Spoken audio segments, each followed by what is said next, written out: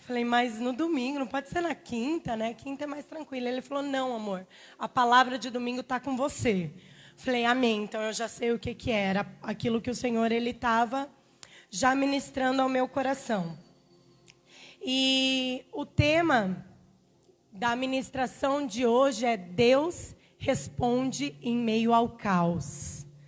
A resposta de Deus em meio à dificuldade, em meio às guerras, em meio às provações, o Senhor, Ele nos responde.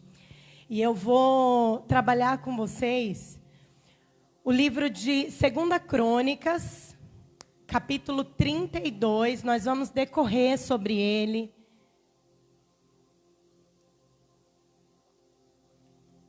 Estou tremendo, gente. Em paralelo com esse livro, também nós vamos ler algumas passagens do livro de Isaías. Porque ambos os livros, tanto 2 Crônicas como 2 Reis e Isaías, eles estão falando dessa passagem e um agrega algo a mais, que juntando todos a gente vai ter um conteúdo mais completo para a gente trabalhar e poder entender melhor. Então, 2 Crônicas, capítulo 32, nós vamos começar do versículo 1. Começa assim. Depois de tudo que Ezequias fez com tanta fidelidade, Senaqueribe, rei da Síria, invadiu Judá e sitiou as cidades fortificadas para conquistá-las. Quando Ezequias viu que Senaqueribe pretendia guerrear contra Jerusalém, consultou os seus oficiais e comandantes do exército sobre a ideia de mandar fechar a passagem de água das fontes do lado de fora da cidade. E eles concordaram. Para a gente entender aí o contexto que acontecia essa história. Senaqueribe, ele era o rei da Síria. Nessa época, a Síria ela tinha tomado uma proporção gigantesca. Ela era uma das nações mais fortes e influentes que existia naquela época. E foi nessa época que Israel ele deixou de existir, porque a Síria dominou Israel. A Síria atacou a Babilônia, nós conhecemos, atacou o Egito. Ela estava se tornando uma grande potência. E ela tinha atacado todas as cidades fortificadas de Judá. Mais ou menos assim, nós temos aqui o Brasil, temos a capital do Brasil, que é lá em Brasília, e temos algumas cidades que são a economia, onde gira mesmo as coisas, que é São Paulo, Rio de Janeiro, Belo Horizonte, Curitiba, enfim. E ele atacou todas essas cidades vizinhas, todas, e destruiu. Ele foi acabando com tudo, ele foi tomando todas essas cidades, e aí ele estava pronto para atacar Jerusalém, que era a capital de Judá. E aí, quando o rei ele soube disso, ele manda fechar todos os aquedutos, os rios, os túneis que passavam água para dentro da cidade, para que o povo lá, o rei Senaqueribe, não encontrasse isso. E essa é a primeira coisa que me chama muita atenção. Na verdade, gente, essa foi a última coisa que o Senhor me falou, mas é a primeira dentro do contexto. Eu estou estudando isso há alguns dias e ontem o Senhor me atentou para essa passagem. A primeira preocupação de Ezequias foi fechar a água, os canos, para que o inimigo não encontrasse a água. Por quê? A água era o que nos mantém vivos. Gente, nós conseguimos até ficar alguns dias sem o alimento, mas sem a água, em 3 dias nós morremos. Isso daí é comprovado. Então ele vai lá e ele fecha para que o inimigo não tenha acesso, não tenha poder sobre esse recurso. E aí o que eu aprendo? Gente, quando nós estamos vivendo em guerras, em dificuldades, quando o inimigo, e eu não estou falando um inimigo humano, gente, mas o inimigo, nosso inimigo verdadeiro, que nós sabemos quem é, quando ele vem para nos atacar, para tentar nos confrontar, a primeira coisa que nós temos que fazer é guardar o nosso coração, guardar a nossa mente, aquilo que vem, que se o inimigo alcançar, ele toma todo o poder da nossa vida. Você pode perceber, uma ameaça, Eu acho que, não sei se está muito alto, se não é melhor abaixar um pouquinho, não sei. Uma ameaça, quando ela vem, se nós não dermos trela, nós não alimentarmos isso, ela vai embora. Só que se a gente começa a alimentar aquilo, a gente passa a se entregar para a própria ameaça. Então ele vai lá e fecha, e ele continua. Por que deixar que os reis da Síria venham e encontrem toda essa água? Depois, com grande empenho, reparou todos os trechos quebrados do muro e construiu torres sobre ele. Construiu outro muro do lado de fora do primeiro e reforçou o Milo da cidade de Davi. E mandou fazer também muitas lanças e muitos escudos. Quem estava aqui na semana passada, ou quem acompanhou a ministração de domingo passado, o pastor ele falou sobre vestir a armadura de Deus. E enquanto eu escutava, foi realmente, essa seria uma sequência daquela palavra. Vestir a armadura, estar pronto para a batalha, pegar o nosso escudo da fé, o nosso capacete da salvação, nós temos que estar pronto para quando vier o dia mau. Porque o dia mau vem para todos nós. Todos nós vamos, em um determinado momento, passar por alguma situação desagradável, alguma situação complicada. E nós temos que estar revestidos. E aqui ele fala, ele fecha isso daí, não vamos dar poder para o inimigo. Vamos já nos blindar. E vamos fazer lanças, vamos aumentar o nosso poder de ataque e fazer escudo, para que a gente possa se proteger daquilo que o inimigo vai fazer. Aí ele continua dizendo que ele nomeou sobre o povo os oficiais militares, os reuniu na praça junto à porta da cidade, animando-os com estas palavras. A palavra que eu acho que nós estamos escutando desde o início dessa quarentena. Sejam fortes e corajosos. A mesma palavra o rei Ezequias falou para toda a população. Seja forte e corajoso. Bem, nós sabemos que ele quer nos destruir. Nós sabemos que nós temos um inimigo. Nós sabemos que esse inimigo ele é grande, ele é poderoso, porque ele já destruiu muita coisa lá fora. Mas você, seja forte e corajoso. Não vamos desanimar, não vamos parar. Não tenham medo, nem desanime por causa do rei da Síria e do seu enorme exército. Pois conosco está um poder maior do que está com ele. Com ele está somente o poder humano, mas conosco está o Senhor. Aleluia! Com eles, pode ter poder humano, pode ter coisas, mas conosco está o Senhor. E quem guerreia as nossas guerras não somos nós, é Ele. O nosso Senhor. E aí ele continua. O nosso Deus para nos ajudar e para travar as nossas batalhas. E o povo ganhou confiança com o que disse Ezequias, rei de Judá. Então, a gente entendeu aí a situação que eles viviam no momento. E na hora que eu li esse texto, eu me lembrei do Vale de Ossos Secos. Essa passagem do Vale de Ossos Secos, o próprio Deus, o próprio Espírito, ele leva o profeta até o Vale de Ossos Secos, e ele coloca lá e ele, vamos conjecturar aqui. O que você está vendo aqui? Fala assim, eu estou vendo só osso, estou vendo um monte, só destruição aqui. Fala, isso que não é bem assim que está, estou conjecturando. Você está vendo só destruição? Mas você não acredita que esses ossos podem voltar à vida?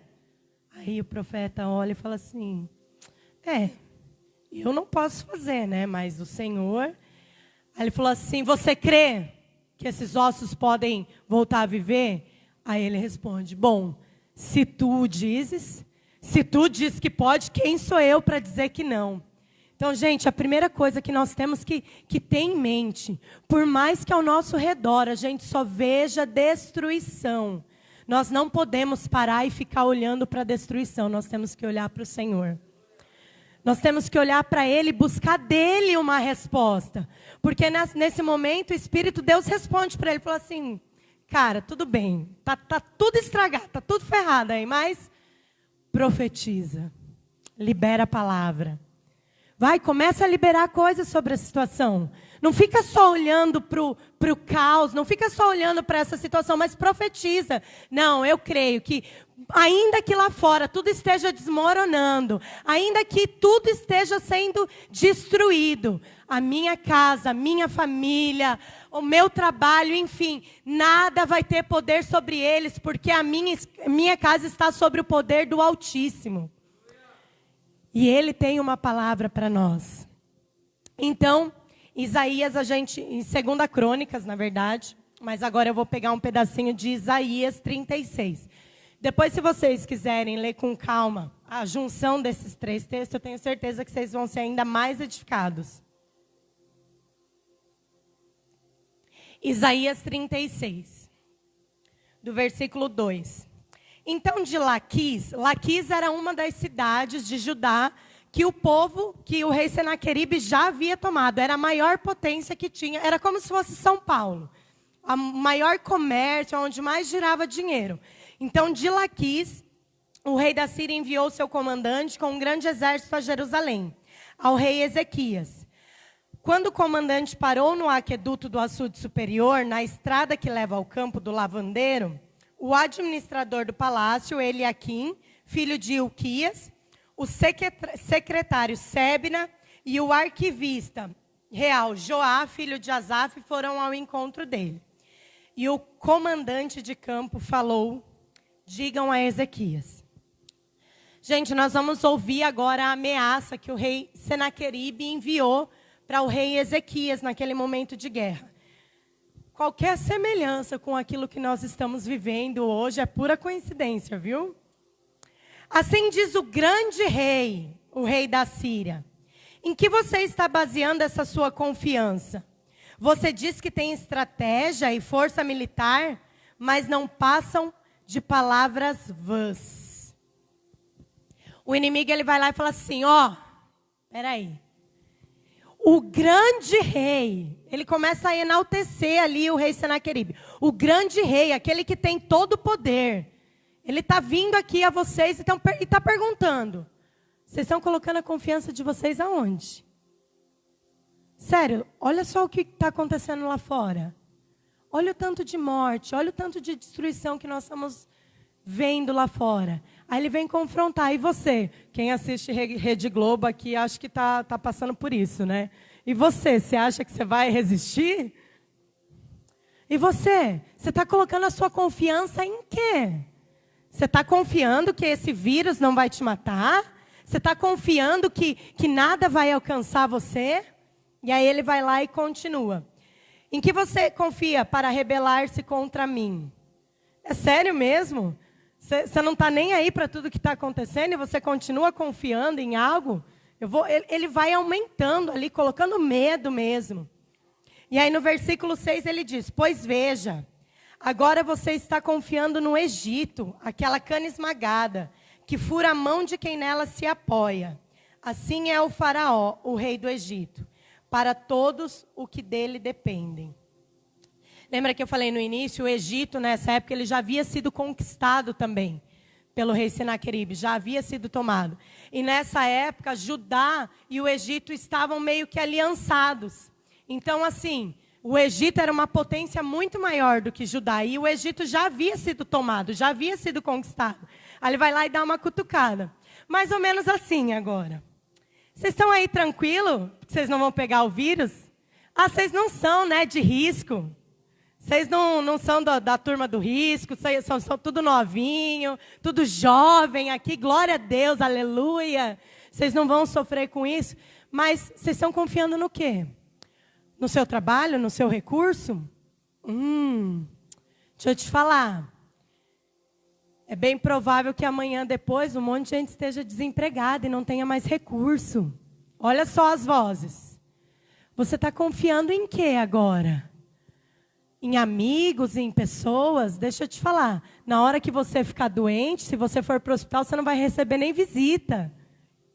Gente, eu não sei vocês, mas eu já ouvi todas essas palavras do inimigo. Só que a gente tem que mandar ele calar a boca. Fala: sai daqui, ô infeliz. Você não tem poder sobre a minha vida. Mas ele fala, assim como ele falou lá. E aí ele continua. Ele vai Primeiro ele enaltece o inimigo e depois ele tenta abalar a nossa confiança, nos aspectos naturais mesmo. Falando de falta de recurso, falando de coisas que vão mexer conosco. E aí, em seguida, no versículo 7, ele vai dizer assim: e se você me disser, no Senhor, o nosso Deus, confiamos, não são dele os altos e os altares que Ezequias removeu, dizendo a Judá e a Jerusalém, vocês devem adorar aqui diante desse altar? Gente, essa passagem, para a gente entender e ela ter realmente um significado dentro de nós.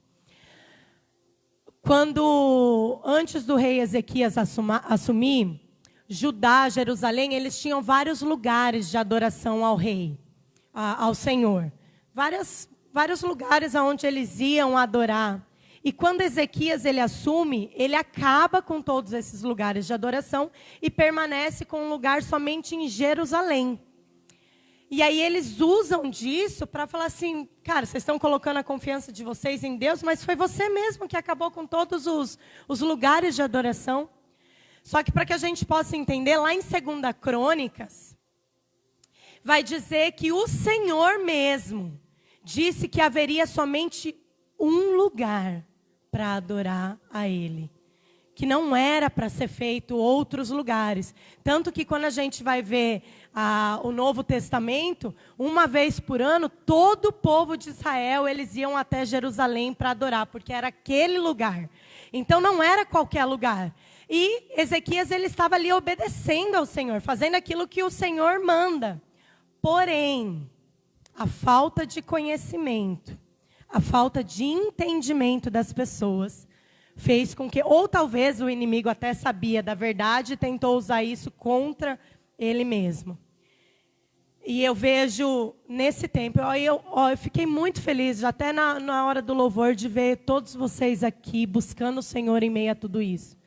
Porque tem pessoas que já entraram naquilo, eu sou a igreja. Eu posso adorar da minha casa, eu posso buscar da minha casa, eu posso fazer tudo dentro de casa, eu não preciso mais ir à igreja. E de fato a Bíblia diz o quê? Vós sois a igreja. É vós, é no coletivo, não é no singular. Você sozinho não é nada, você é no máximo um tijolinho. Fora dessa construção, você é só um tijolo, mas você é a igreja. Quando você está aqui, reunido com o corpo, reunido com toda a igreja do Senhor. Aí sim nós somos a igreja. E o inimigo, ele começa a plantar coisas dentro de nós. Fala assim, você não precisa ir para a igreja. Busca dentro de casa. Ora, você consegue orar. E vamos ser realistas, gente. A gente vem para a igreja, a gente fica aqui 2 horas, 1h30 agora que reduziu. A gente adora, a gente chora, a gente medita na palavra, a gente aprende junto. Quantos de nós fazemos em casa aquilo que nós fazemos na igreja? Não precisa responder, fica para você. A grande maioria não faz. Aí acha que, não, tá bom, eu não preciso porque eu sou a igreja. Eu oro aqui na minha casa 2 minutinhos e está tudo tranquilo. Você acha que é isso? Essa é a adoração que o Senhor está esperando de nós? Então, o inimigo, ele começa a tentar lançar mentira. E o pior, ele pega coisas que são verdades e ele transforma. Gente, por isso, eu tenho falado para todo mundo que eu falo, eu digo, gente, vamos ler a palavra do Senhor, vamos conhecer o Senhor, vamos buscar o Senhor. Porque nós não podemos ser enganados, como em Tiago fala lá, ser como ondas levadas para lá e para cá, para lá, por qualquer vento de doutrina. Qualquer coisa que a gente escuta, a gente, nossa, olha lá. Mas ninguém pega a Bíblia para confrontar. Ninguém pega a palavra para ver se de fato isso está na palavra. Não pode isso. Tá bom, querido, não pode? Está aqui minha Bíblia, mostra onde está falando. Mas isso daqui tem que ser feito. Tá bom, é verdade? Cadê? Mostra aqui para mim. Não, a gente recebe qualquer informação, toma como verdade, sem nem saber se de fato é. Então, nós precisamos, sim, buscar cada vez mais conhecer o Senhor. E aí, ele continua.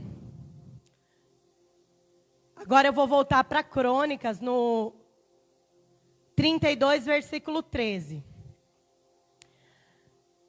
Vocês não sabem o que eu e os meus antepassados fizemos a todos os povos de outras terras?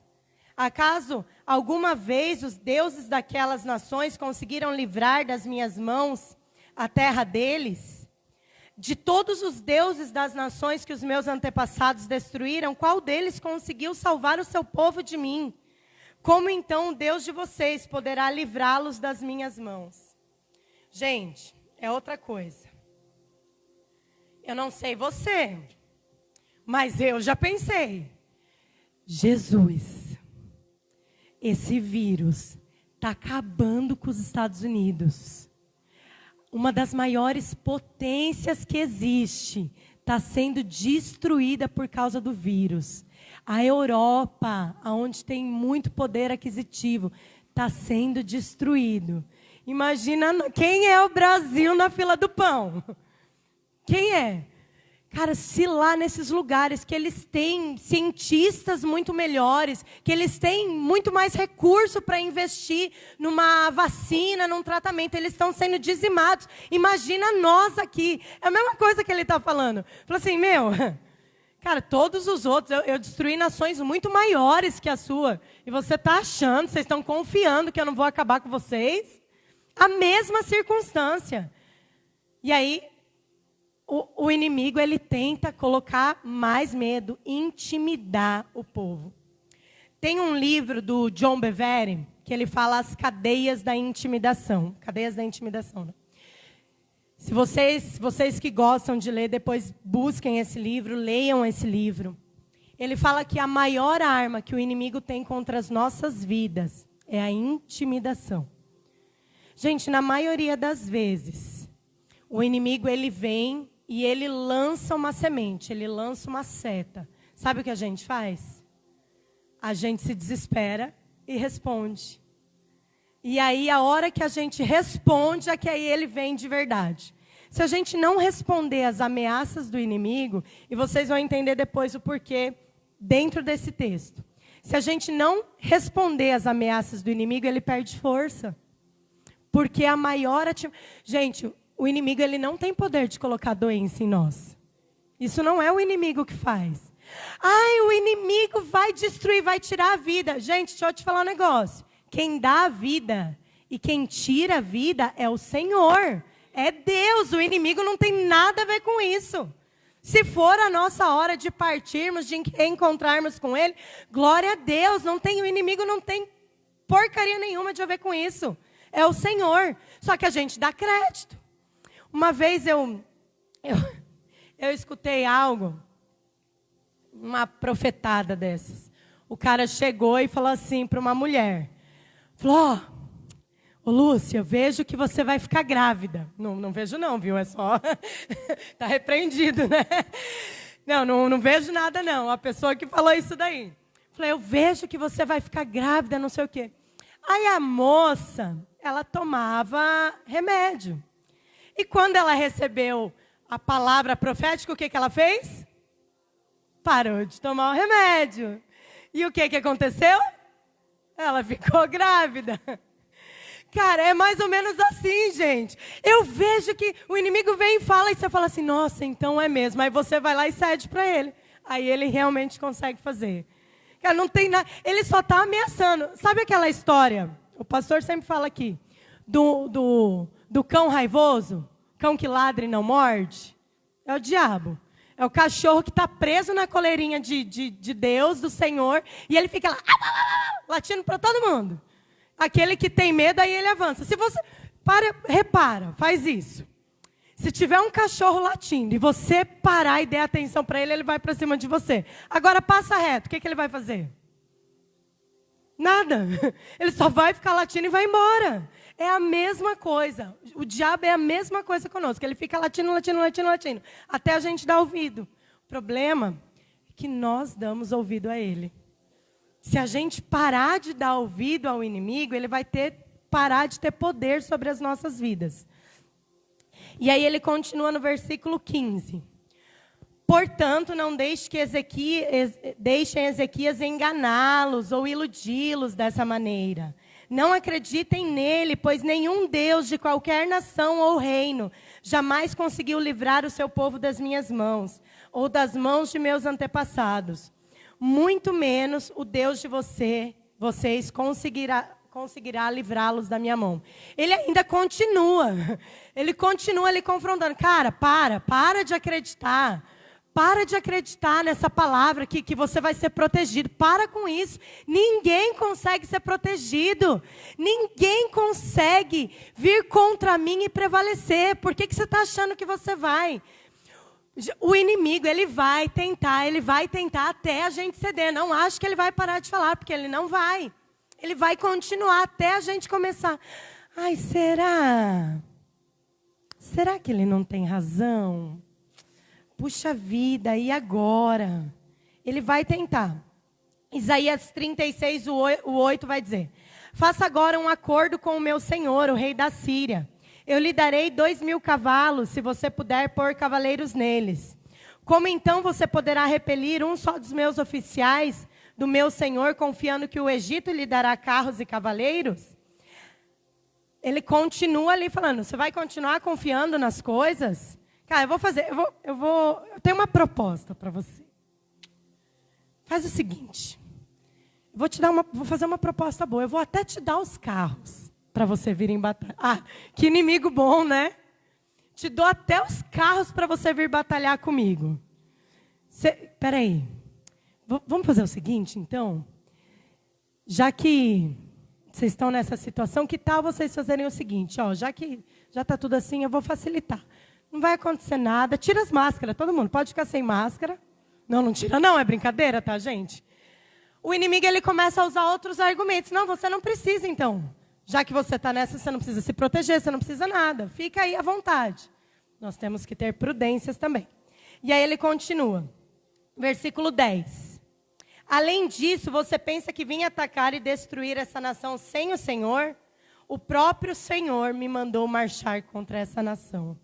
Cara, eu acho que aqui é onde, se até ali atrás você não tinha balançado com a ameaça, provavelmente agora você balança. Porque ele fala que quem mandou ele? O Senhor. Deixa eu te falar, ó. Eu vim aqui, mas eu vim em nome do Senhor. Que foi o Senhor que me mandou aqui fazer isso para você. E aí, por que nós precisamos ter intimidade com Deus? O que a gente mais ouve é: o Senhor disse, o Senhor falou, o Senhor... E será que foi Ele mesmo? Será que o Senhor é quem está dizendo? Por isso que se nós não conhecermos a palavra, nós não nos relacionarmos com o Senhor, qualquer coisa que as pessoas vierem falar em nome dEle, nós vamos receber como verdade. Cara, o Senhor falou, não, peraí. Quando Jesus Cristo, Ele veio e Ele derramou o seu sangue, Ele foi crucificado, Ele abriu um véu. O véu que Ele rasgou, esse véu que nos impedia de ter acesso ao Pai. Então, hoje, o acesso que eu tenho ao Senhor é o mesmo que a Jai tem, é o mesmo que a Gabi tem, é o mesmo que a Luciana tem, é o mesmo que cada um de vocês tem. Ah, não, mas você é pastora, não importa. Não importa o que eu sou, o que eu deixo de ser. Diante do Senhor, nós somos todos iguais. Todos estamos na mesma posição diante do Senhor. Ele nos escolheu como pastores para a gente poder auxiliar vocês, mas isso não quer dizer que eu tenho conversa direta com Ele e você não. Então, qualquer um que seja, que falar alguma coisa para você em nome do Senhor, gente, antes de você receber, vai orar. Na verdade, quando é o Senhor que fala, já testifica no seu coração, né? O Senhor fala, você já recebe. Fala, não, realmente, porque o Senhor, Ele já estava ministrando algo ao seu coração. Agora, principalmente, se é algo que você nunca pensou, vai buscar o Senhor. Não deixe que pessoas determinem o seu relacionamento com Deus. Porque a resposta, ela vai vir mediante a sua busca, não a busca dos outros. E aí ele fala até aqui. Aí, no versículo 11, ele diz assim: então Eliaquim, Sebna e Joá disseram ao comandante: por favor, fala com os teus servos em aramaico, pois entendemos essa língua. Não fales em hebraico, pois assim o povo que está sobre os muros entenderá. Gente, se não bastasse toda a ameaça que o povo de Israel ele estava recebendo naquele momento, o pessoal lá vai falar assim, por favor, só tipo assim, fala baixo. Você está me ameaçando, mas fala só para mim. Não deixa todo o povo saber, porque eu ainda consigo sustentar essa ameaça. Mas, meu Deus, se minha família souber, se os meus amigos souberem, se as pessoas ao redor souber do tamanho dessa ameaça, eles vão ser os primeiros a falar, não, se entrega, vai. É ou não é? Você está passando uma luta, uma dificuldade, aí de repente alguém fica sabendo, e a pessoa ao invés de te impulsionar, ela fala assim, cara, desiste. Para com isso que não vai dar pé, não tenta, para. Aí o povo já vai lá e fala, não deixa o pessoal saber, por favor, fala baixo. O comandante, porém, respondeu, pensam que o meu senhor mandou-me dizer essas coisas só a vocês e ao seu senhor? E não aos homens que estão sentados no muro?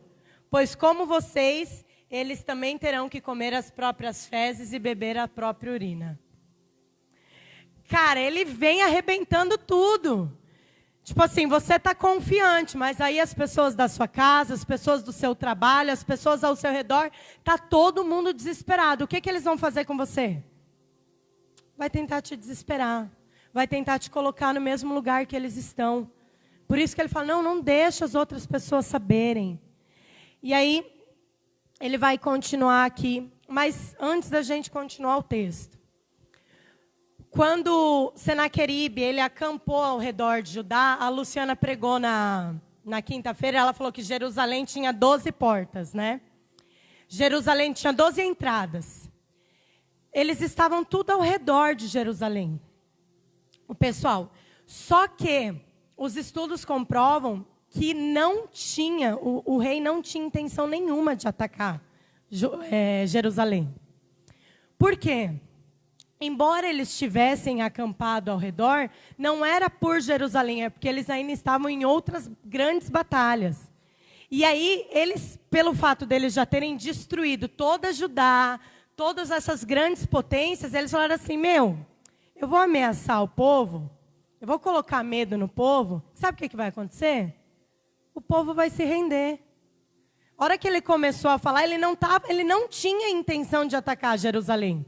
Ele tinha a intenção de fazer com que Jerusalém se entregasse a ele. Olha só. Gente, o inimigo, às vezes, ele nem tem a intenção de nos atacar, mas ele quer só que a gente dê um passo e se entregue para ele. Ele só vai lá e mostra aquele pratinho de lentilha. Quem vai comer é você. Não é ele não te dá na sua boca. Ele aponta, ele sinaliza. Mas quem faz é você. E aí continua aqui no versículo 13. E o comandante se pôs em pé e falou bem alto em hebraico. Ouçam as palavras do grande rei, o rei da Síria. Não deixem que Ezequias os engane. Ele não poderá livrá-los. Não deixe Ezequias convencê-los a confiar no Senhor. Quando diz, certamente o Senhor nos livrará. Essa cidade não será entregue nas mãos do rei da Síria. Não deem atenção a Ezequias, assim diz o rei da Síria. Venham fazer as pazes comigo. Então cada um de vocês comerá de sua própria videira, de sua própria figueira, beberá da água de sua própria cisterna, até que eu os leve a uma terra como a de vocês, terra de cereal, de vinho, terra de pão e terra de vinhos. Cara, olha isso. Ele continua ali falando, para de acreditar. Para de ser tonto e acreditar no Senhor. Para com isso. Você não vai conseguir. Faz o seguinte, mais uma proposta. Vamos fazer as pazes? O que você acha? Você vem pro meu time. Porque meu time você tá vendo, né? O meu time, Palmeiras aí na vida. Brincadeira, gente. Coitado, Palmeiras. Quem é o Palmeiras na fila do pão hoje em dia? Vem pro meu time, que o meu time tá ganhando todas. A gente tá arrebentando. Sucesso, vem pra cá. Porque se você vier pro meu time, eu vou te propor as melhores coisas. Você vai ter a sua própria água. Olha. você vai ter o seu próprio alimento, você vai ter tudo o que você precisa. E eu vou te levar para um lugar tão bom quanto esse que você vive agora. Olha as propostas do inimigo. Soa bem, não soa? Soa bem. Você está aqui, você, olhando para o cenário, vai ser tudo destruído. Quer saber? A proposta dele está bacana. Mas quem que fez com que o cenário todo estivesse destruído? Foram as próprias ameaças do rei. E aí ele continua. Não deixe que Ezequias os engane quando diz que o Senhor os livrará. Ele vai continuando aqui. Quem dentre todos os deuses dessas nações conseguiu livrar a sua terra? Como então o Senhor poderá livrar Jerusalém das minhas mãos? Agora olha o versículo 21 do capítulo 36. Aqui foi toda a ameaça do rei Senaqueribe. Gente, cada versículo que eu leio, depois leia na sua casa com mais calma. Cada versículo que eu lia dessa passagem, o Senhor trazia para mim as ameaças que nós temos vivido hoje em dia. É a mesma situação. O inimigo tentando da mesma forma nos colocar medo. Por isso que muitas pessoas hoje em dia já estão sofrendo com crise de ansiedade, depressão. Cara, brigas em família, porque todo esse sentimento acumulado está trazendo conflito. Tudo isso tem acontecido por quê? Porque coisas estão semeadas dentro de nós e nós estamos acabando a responder isso. Mas olha a resposta que o povo deu aqui. Mas o povo ficou em silêncio e nada respondeu, porque o rei dera esta ordem: não lhes respondam. Então o administrador do palácio, Eliaquim, filho de Ilquias, o secretário Sebna, o arquivista, filho de Asaf, com as vestes rasgadas, foram contar a Ezequias o que dissera o comandante. Mediante a todas as ameaças que o povo estava recebendo, o que eles fizeram foi não responder. Não dar nenhuma resposta. Abster-se de ter uma reação. Por quê? Por que não responder? Porque é onde o inimigo nos pega na nossa resposta. Quando a gente, se o inimigo está lá, cachorro latindo, lembra do cachorro latindo. Se a gente assustar, é onde ele vem para cima. Agora passa reto, deixa o cachorro latir. O cachorro vai parar de latir. Ele vai parar de ameaçar. E essa semana foi muito engraçado, que eu tive que viver na praia. Claro, né? O Senhor, Ele mostra, mas faz você viver. Aconteceu algo que chegou até mim, eu olhei ali, aí aquela vontade de responder, né? Aí você engole, desce, não vou responder não. Aí vem a vontade de responder de novo, você, não vou responder, aí não respondi. E na hora eu fiquei brava, fiquei nervosa, aí meu esconderijo é a pia. Quando eu estou muito exaltada assim, eu vou para a pia lavar louça e lá o Senhor começa a falar. E o Senhor começou a falar: cadê ali? O que o povo fez mesmo lá com o rei Senaqueribe? Qual foi a resposta? Silêncio, tá bom, Senhor, eu entendi, amém. Eu recebi. E eu não respondi e as coisas aparentemente estão quietas até agora. Não sei se vai ter mais latido depois, mas está quieto. E a gente precisa aprender a silenciar, gente. A maioria dos nossos problemas, de verdade, é porque a gente responde. Pensa, você que é casado aqui. Vamos lá, você que é casado. Se seu marido ou sua esposa chega nervoso, soltando fumacinha pela boca, se você ficar quieto, em quanto tempo a fumacinha vai embora? Vai dormir. A ira, ela vai embora porque não tem resposta, ela não encontra resposta. Agora responde. Aí começa, né? Começa os dois a se bicar. Por quê? Porque um está respondendo o outro. E quanto mais você responde, mais a ira cresce. Mais a ira aumenta. Então, a gente tem que aprender a não responder às situações. Todas as confusões que a gente entra, que cresce, é porque a gente responde. Se a gente não respondesse, 90% dos nossos problemas não existiriam. porque é a gente que cria a grande parte deles. É um ou outro que vem até a gente, os outros é nós que criamos. Nós temos que realmente parar de responder. E aí, no capítulo 37 de Isaías, quando o rei Ezequias soube disso, rasgou suas vestes, vestiu pano de saco e entrou no templo do Senhor. Quando Ezequias, ele ouve tudo aquilo que estava sendo falado, todas as ameaças que estavam sendo feitas diante dele, ele rasga suas vestes. Ele se veste de pano de saco e vai para o templo orar. Cara, esse eu acho que de todas as receitas que a gente poderia receber para a gente se livrar de confusão, essa é a mais precisa. Não responda. Não responda. Sabe o que você faz? Vai para o seu secreto. Vai para o seu lugarzinho de intimidade. Rasga suas vestes. Rasgar suas vestes fala de humilhação, de se lançar ao Senhor, de se arrepender. Vai lá e se lança ao Senhor e fala: Senhor, cara, ó, a situação está desse jeito. Eu ouvi isso, isso, isso e isso. Tal circunstância está assim para tentar vir me destruir, para tentar vir me abater. Mas eu estou aqui, Senhor. Eu estou diante de Ti. E eu quero uma resposta sua. Eu não quero responder mediante as minhas forças. Porque eu sei que se for mediante as minhas forças, eu vou destruir com tudo. Porque é isso que eu faço. Mas quando o Senhor responde, aí sim há livramento.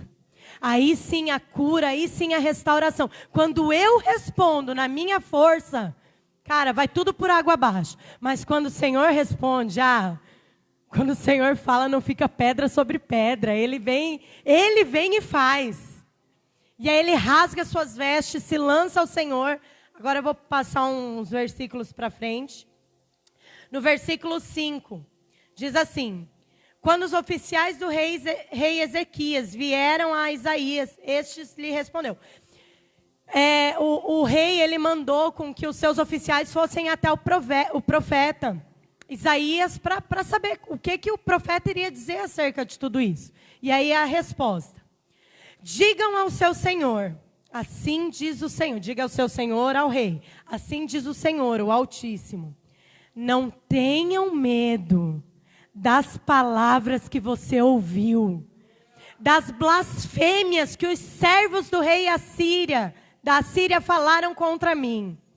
Porei nele um espírito para que quando ouvir uma certa notícia, ele volte para sua terra e ali farei que ele seja morto à espada. Cara, deixa eu te falar, não ouça o que o inimigo está tentando falar, pôr no seu ouvido. Não ouça. Vá ouvir o Senhor, porque o Senhor tem uma resposta para você, mediante aquilo que você está vivendo. Talvez você foi no seu emprego, algo aconteceu, você está talvez pensando que possa perder o emprego, porque hoje realmente muita gente está sendo mandada embora. Mas deixa eu te falar, não ouça as vozes dos outros, vai ouvir o Senhor, vai clamar ao Senhor, porque Ele pode fazer. A sua carta de demissão está assinada e o seu patrão rasgar ela. Ele pode, o Deus que a gente serve, Ele faz esse tipo de coisa. Ele muda história, Ele muda cativeiro da noite para o dia. Ele pega aquilo que não é para fazer aquilo que é. Gente, é esse o Deus que a gente serve. É o Deus que quando você tem uma notícia, é o Deus que você olha lá para a pessoa e vê ela morta. Não é? E aí você leva para o hospital achando que está tudo dando errado e lá você descobre que nada aconteceu. Porque o nosso Deus, Ele é fiel. Ele luta as nossas guerras. Ele luta as nossas disputas. É Ele quem batalha por nós. É esse o Deus que nós servimos. E aí continua. Digam a Ezequias, rei de Judá, não deixe que o Deus no qual você confia... aqui... O rei de Senaqueribe ouve lá que está tendo mais guerra e tal, e ele volta a ameaçar o rei Ezequias. Olha só, já fez toda aquela ameaça. Ele volta a ameaçar. Digam a Ezequias, rei de Judá, não deixe que o Deus no qual você confia o engane quando diz: Jerusalém não será entregue nas mãos do rei da Síria. Com certeza você ouviu que o rei da Síria tem feito a todas as nações e como as destruíram por completo. E você acha que se livrará? Cara, o cão, ele é o cão. Você vai lá, você busca um pouquinho da palavra, você se enche de ousadia. Você enche, né? Fala, cara, esse cão desgraçado não tem poder aqui, eu estou na palavra. Aí você sai do quarto, você sai toda, né, pomposa, cabeça erguida. Aí o cão vem de novo e fala assim, mano, sério? Você se encheu aí tudo de coragem, para quê? Você vai morrer, você não vai aguentar não. Você não tem poder comigo. Ele continua, gente. Ele continua porque ele não quer que a gente confie no Senhor. Porque a resposta vem da nossa confiança. E aí ele tenta de novo, E aí, vai continuando, o rei Ezequias entra novamente na presença do Senhor e começa ali a orar de novo. A buscar de novo. A se lançar na presença do Senhor. Aí a gente vai ver aqui, são vários versículos, eu não vou ler tudo, né, a oração dele com o Senhor. Depois, se você quiser, você lê em casa. Mas chega no versículo 33, do capítulo 37 de Isaías. Olha aqui o que o Senhor diz. Por isso, assim diz o Senhor acerca do rei da Síria: ele não entrará nesta cidade, e não atirará uma flecha sequer. Não virá diante dela com escudo, nem construirá rampas de cerco contra ela. Pelo caminho onde ele veio, ele voltará. Ele não entrará na cidade. Declara o Senhor. Versículo 35. Eu defenderei esta cidade e a salvarei, por amor de mim, por amor do meu filho Davi, meu servo. Cara, sabe quem é a cidade do Senhor hoje? Sou eu e você. Aleluia! Você é a cidade do Altíssimo, o lugar de habitação do Senhor. E ele diz, nessa cidade, ainda que ele vier contra essa cidade, por esse mesmo caminho ele vai voltar. Porque eu defenderei, eu sou o escudo que defende a minha cidade. Gente, se essa palavra não nos encher agora realmente de ousadia, para a gente sair lá, todo pá, não sei mais o que vai nos encher. Você entende que é o Senhor que está lutando as nossas guerras? Amém? E aí no livro de Isaías, ou 2 Crônicas 32, 21, vai dizer assim: e o Senhor enviou um anjo, que matou todos os homens de combate, e todos os líderes e oficiais no acampamento do rei assírio, de forma que esse se retirou envergonhado para sua terra. E certo dia, ao adentrar no templo do seu Deus, quando alguns dos seus filhos o mataram à espada. Amém? Cara, o Senhor acabou com o exército, dizimou o exército do inimigo. Senaqueribe voltou envergonhado para casa. Sabe toda aquela situação que tem tentado tirar a sua paz? Aquelas coisas que têm tentado roubar você do Senhor. Se você confiar no Altíssimo, se você confiar nele, se você colocar suas expectativas, a sua esperança nele, essa situação toda vai sair. Tudo isso que tentou te envergonhar, vai sair envergonhado. Cara, é bom demais a gente saber que tem um Deus que luta as nossas guerras. Existe um Deus que está conosco nas nossas dificuldades. Eu queria que você se colocasse de pé.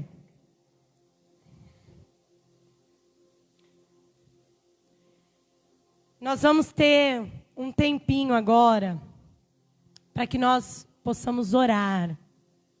Porque eu tenho certeza que cada um de nós aqui está vivendo uma batalha, uma luta. E nós vamos rasgar as nossas vestes diante do Senhor. Você vai nessa manhã falar, entregar para o Senhor. Falar, Senhor, eu estou passando uma dificuldade no meu trabalho.